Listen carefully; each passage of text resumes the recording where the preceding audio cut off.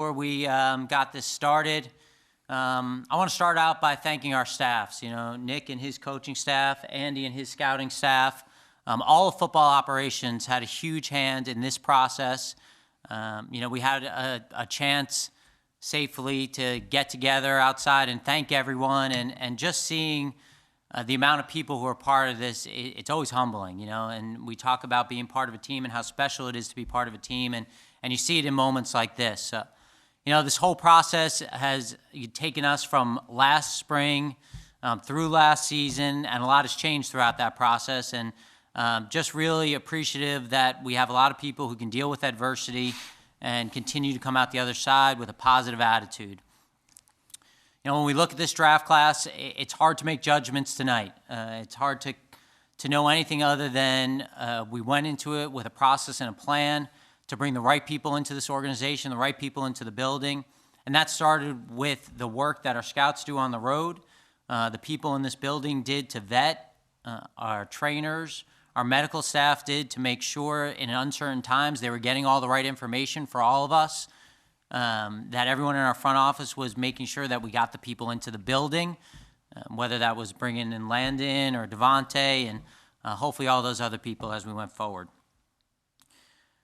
I think that when we start talking about this draft, I know you guys are going to talk about the things that maybe you look at our depth chart and see that we didn't address, but we wanted to stay true to our board. We wanted to make sure that we weren't drafting for need, that we were drafting for what we felt was the long-term interests of our football team. And I think any time that we were in the draft room over the last couple of days, and Andy can confirm this, we went back to that. We went back to where the guys were on the board and making sure that we weren't missing opportunities to get players that were higher graded. We don't start playing till September. There's a lot of work to be done on this roster. That's an everyday process. That doesn't end today. And it really won't end up until really the trading deadline when we have opportunities to add to this team. So we'll continue to try to do that. We'll look forward to those opportunities, and just really appreciative and thankful of what we did this weekend with the people we did it. So thank you again. Thanks for taking the time, Howie, Andy, and Coach. We'll get it started here with Paul Domowitch and Tim McManus.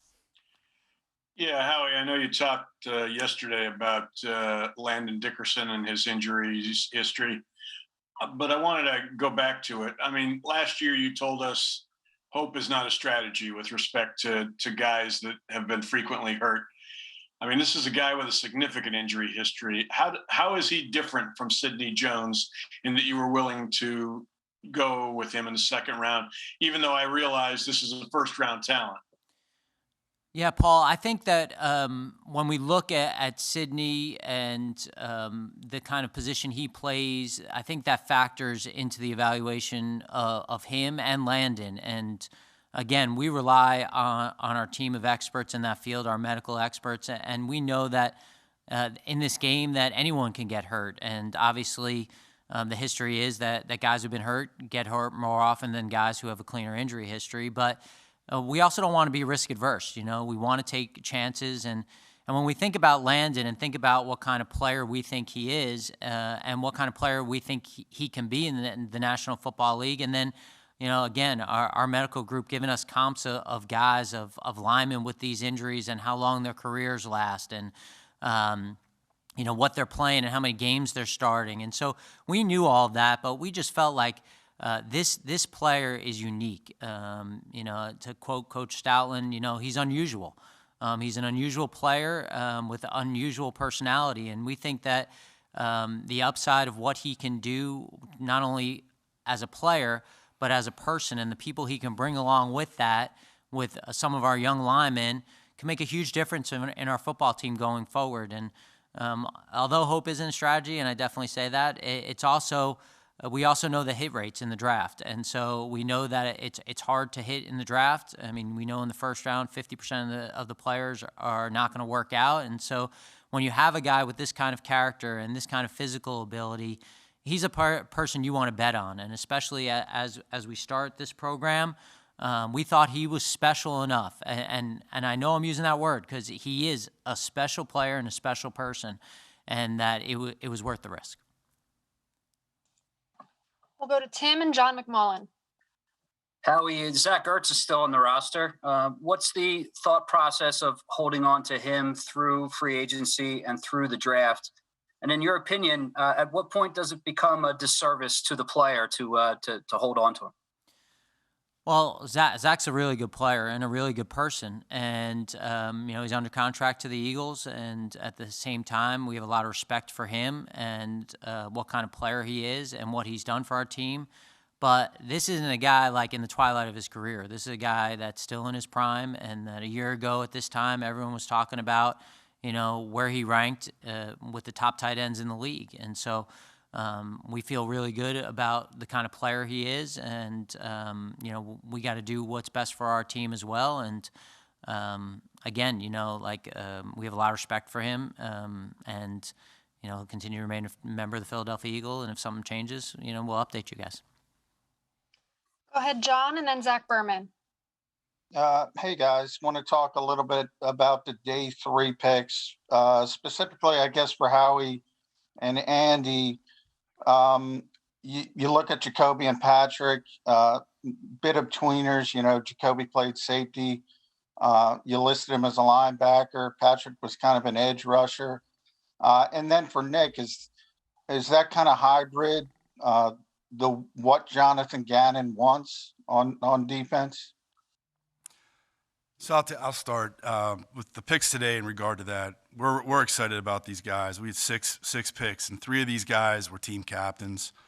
4 of the 6 we were able to see at the Senior Bowl in person and spend time with them and talk to them down there. And I think with regard to what Howie was talking earlier, Zach McPherson, the board fell, and the way that fell to us was outstanding. And it was exciting how that came to be. And we like him. We like his versatility, his ability to play outside, his ability to play inside, his ball skills, his football intelligence. He's a team captain, and he's a guy that we got on. Sean Highland, who does that area, did an excellent job of mining the information on Zach and really bringing him to surface him with us. And as we went through the process, he was a guy that we liked, and we were just excited to add him to our football team. Kenneth Gainwell, running back from Memphis, explosive. He was an opt-out guy this year, but in 2019, he rushed for over 1,400 yards, over 600 yards receiving. His contact balance, his hands, he's a guy that we really liked and we're fired up about. Teron Jackson, another guy we got to see at the Senior Bowl and spend time with from Coastal Carolina. Team captain, a lot of negative plays. We got to interview him down in Mobile and watch him practice for the week, and really comfortable with the person. And then we got to bring him back here and hand him off to Howie and Coach and the staff, and they took it from there in terms of their spending their time with them. Jacoby Stevens, LSU guy, he played safety, he played linebacker. We saw him down in Mobile, he played linebacker. Again, another guy that we were fortunate enough to spend time with in Mobile at the Senior Bowl, take advantage of that opportunity. He's a guy that he's a very productive blitzer, he's a productive tackler, he's tough, he's physical, and he's a guy we're excited to add. And then finally, Patrick Johnson, a linebacker from Tulane. He's a 2-time team captain. He's made a lot of negative plays in his career there. He's strong at the point of attack. He's got some edge rush ability. We think he's going to be a good fit in a Coach Gannon scheme, and we were really excited to end the day with that pick. So. Talk about Marlon? My phone rang in the middle of that. Did you talk Marlon Tuipilotu, another guy that defensive tackle from USC. He was at the Senior Bowl, had a really strong week. Really heavy-handed guy, can play the run, get off blocks. Got to spend time with him down there. He made a really favorable impression with us, and a young defensive tackle that we're excited to add to our group. That's a lot of defense players, Coach. Yeah, it looks good. How about a And those hybrid guys, Nick, is that what Jonathan's looking for? Yeah, I mean, we see he's got a good plan for where he thinks these guys fit. Again, we got to get our hands on them and get them in here, but they definitely have versatility in what they can do. We like the player, we like their character, everything about them. So again, the more they can do, the better, and that's the way we look at them there with the defensive side. Go ahead, Zach, and then Mike K. Hey, good evening. This question is more focused toward Howie, but if Andy or Nick want to jump in, that'd be great too. I wanted to go back to something that we did not discuss on Thursday night. This was a year with 5 quarterbacks in the top 15, and you originally had the 6th pick. Obviously, we're on the board at 10 with 2 quarterbacks there. Why didn't you go quarterback this year? And how much did the evaluation of Jalen Hurts factor into that? Well, I think in terms of our quarterback evaluations, you take each of those guys individually and you make the evaluation of what you think those guys can do.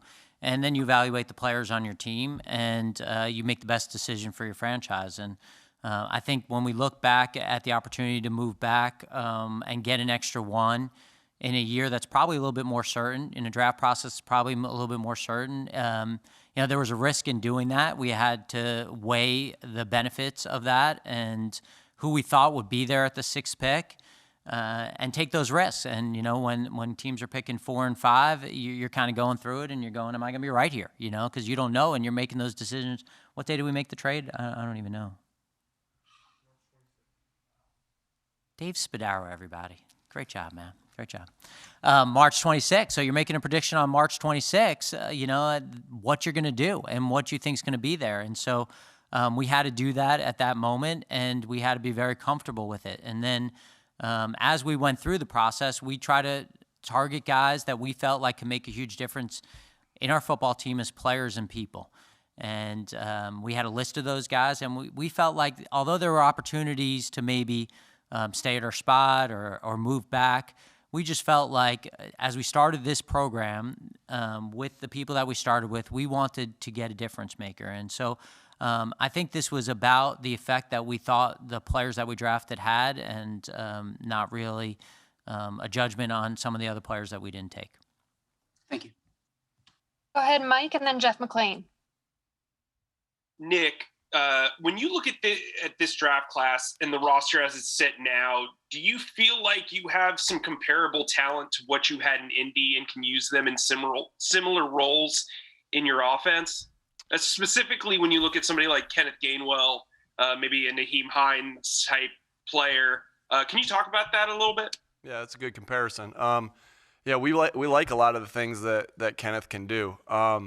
He does have a little bit of the things that you're saying right there, the ability to go outside and win one-on-one outside against linebackers, against safeties, to come out of the backfield and be able to do that as well.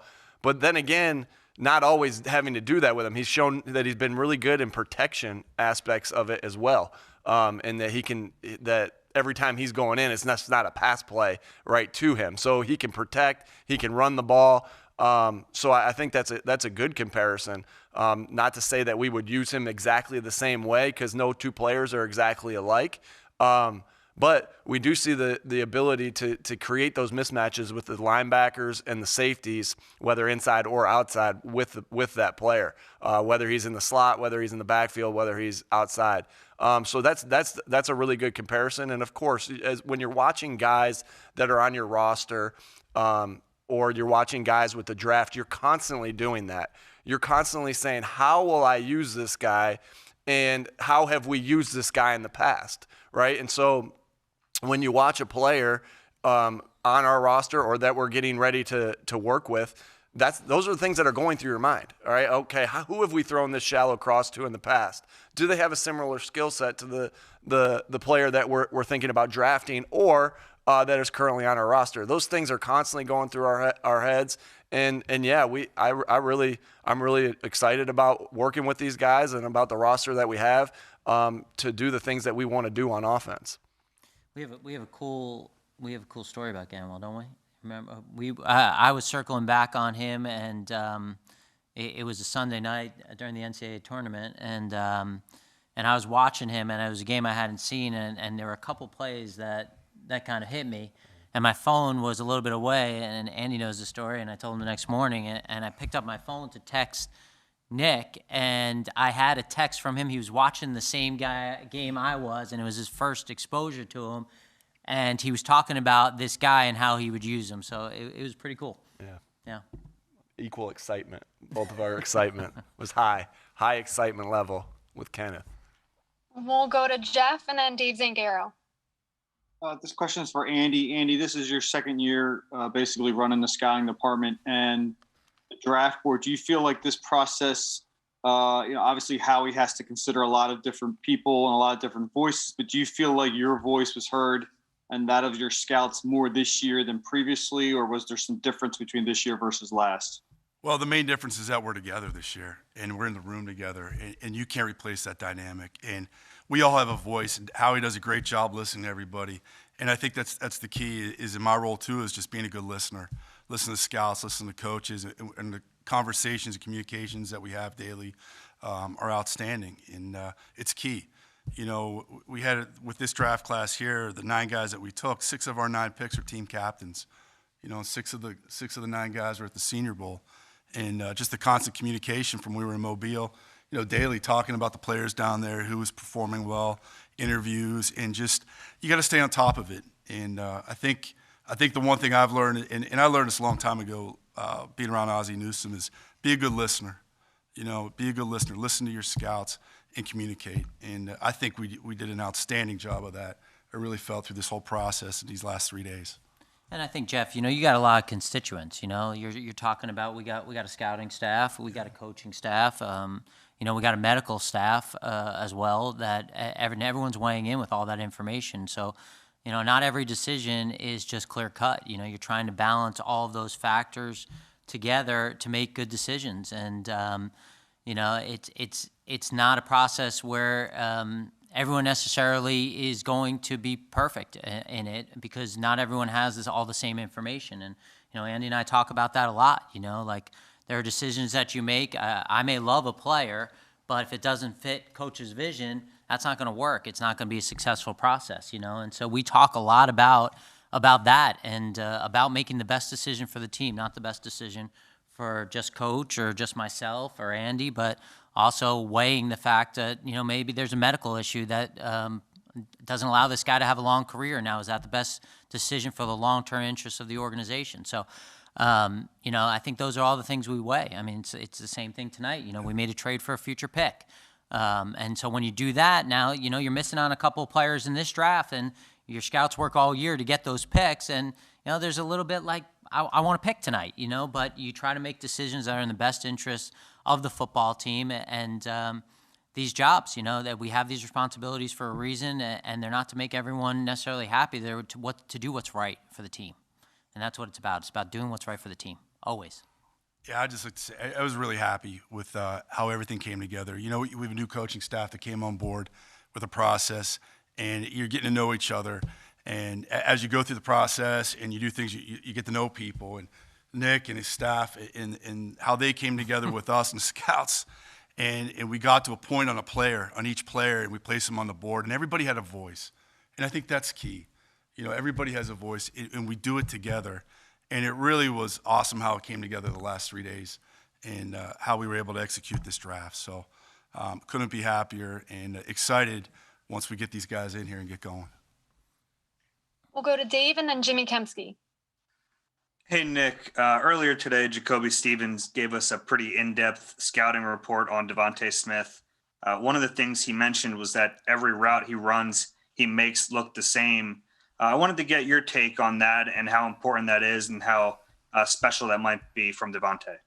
Yeah, to know that, to be able to do that at the college level and already have that ability to the knowledge, the football IQ to do that's pretty impressive, because that is exactly what we're trying to do with receivers. Hey, you go inside and you're in the slot, make your deep crossing route look like your deep sail route, look like your stick route, look like your through route. I mean, it really is. It's exactly what we want to do, because we want to put deception into the defensive back's mind, right? We don't want them to know what we're doing, right? And so then when you're running up into this route, give a little head fake this way, then break this way. Or give a little head fake this way and break this way.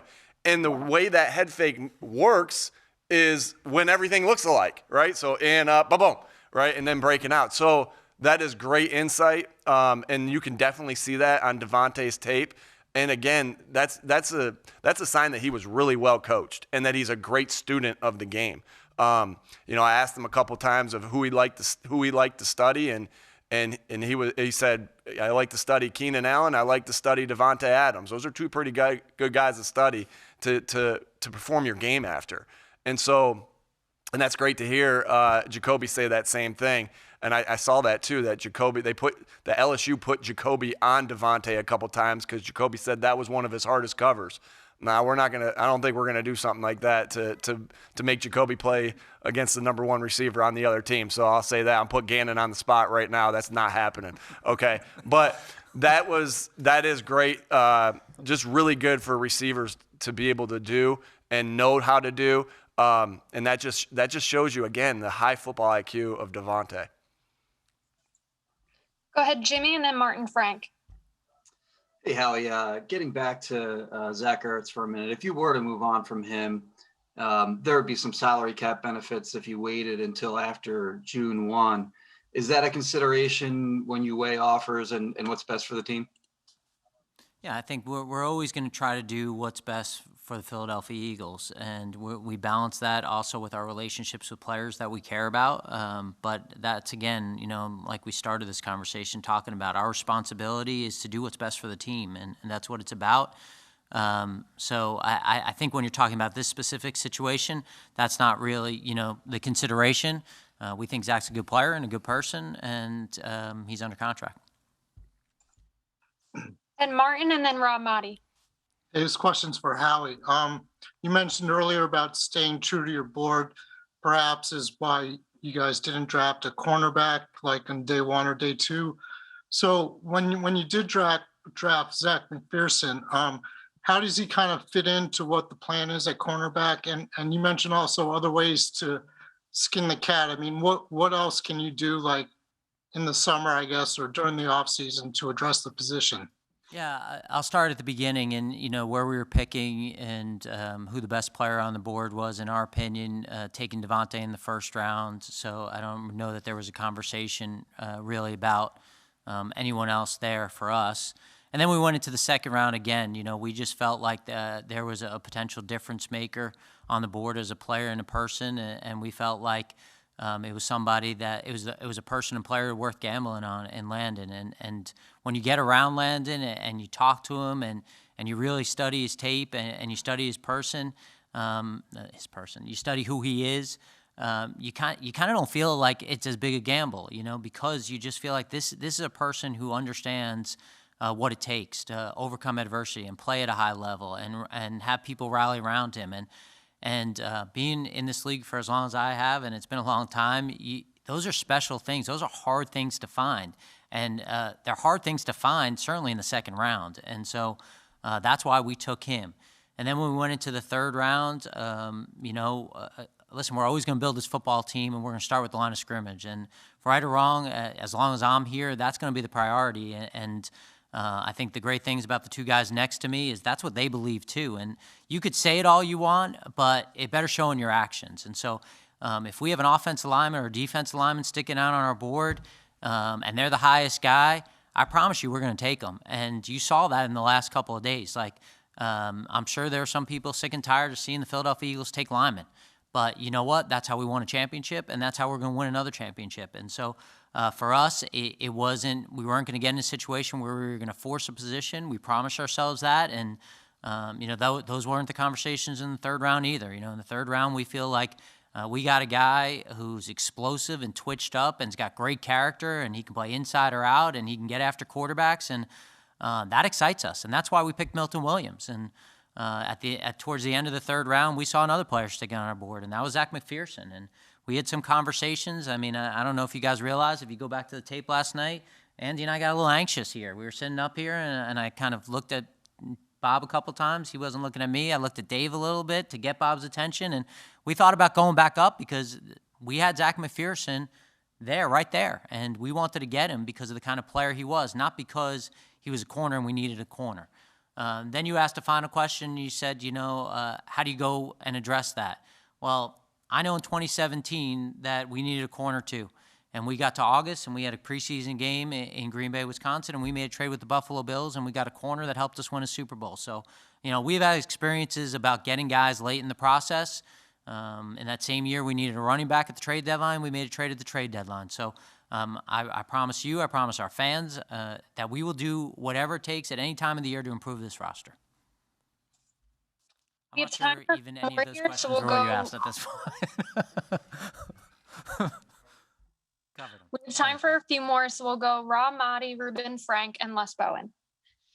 Howie, one more on Zach. I just wanted to follow up. How do you balance doing right by a player who has meant so much to this organization versus doing purely what's best for the Philadelphia Eagles. Like, how difficult is that process for you when it's a guy like Zach? And also, have you talked to him? Is there a scenario where you would try to bring him back?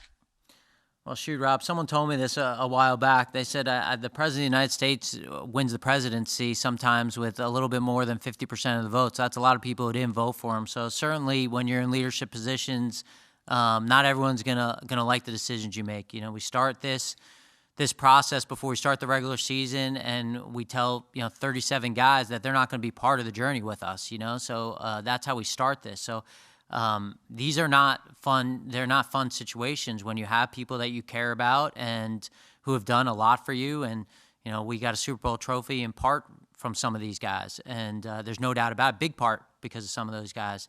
And so you just want to be fair. You just want to find outcomes that not necessarily are great for the team and not good for the player, but just fair, just stuff that, everyone can kind of feel like, this works for everyone. And not only in this situation with Zach, just generally, I think that's the most important thing. Just knowing that, like, we're going to be fair. We're going to work through things together. We're going to communicate. We're going to discuss them, and we're going to be upfront with everybody about what we're thinking.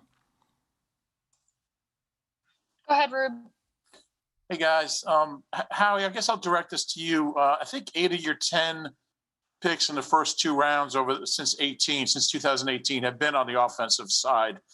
Do you feel like you can get the impact players you need on defense, without really addressing that in the first or second round? Obviously, the hit rate's a lot higher early on.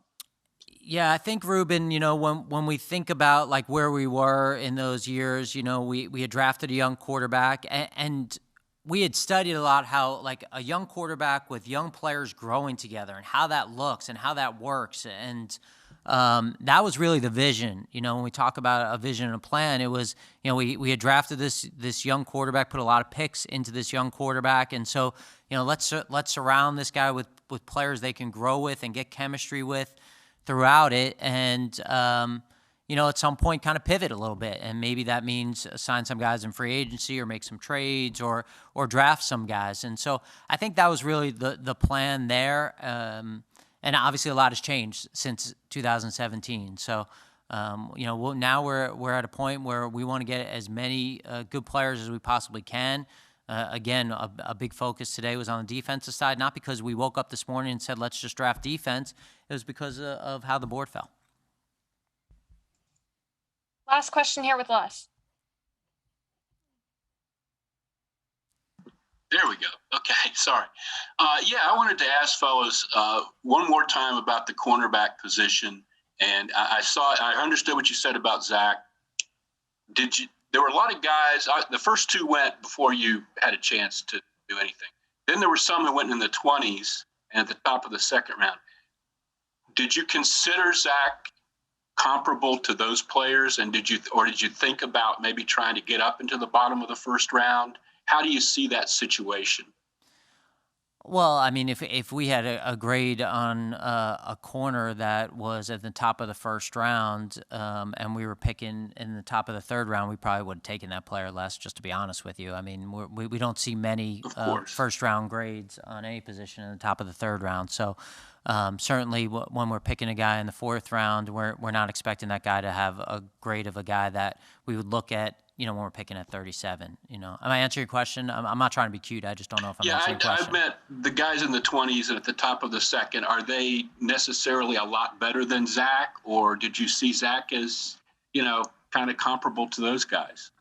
Yeah, I think it depends on the player that you're talking about to compare, but I think that when you look at the traits that he has and some of the guys that went there, he's got the ability to play inside or out, and he talks about his ability to take away the ball and the ball skills that he has and the competitiveness he has, and certainly great football character. But he's got a long road ahead of him as we hand him off to the coaches. Okay. Thank you for your guys. Thank you, guys. Have a good night. Enjoy your families. We'll see you soon.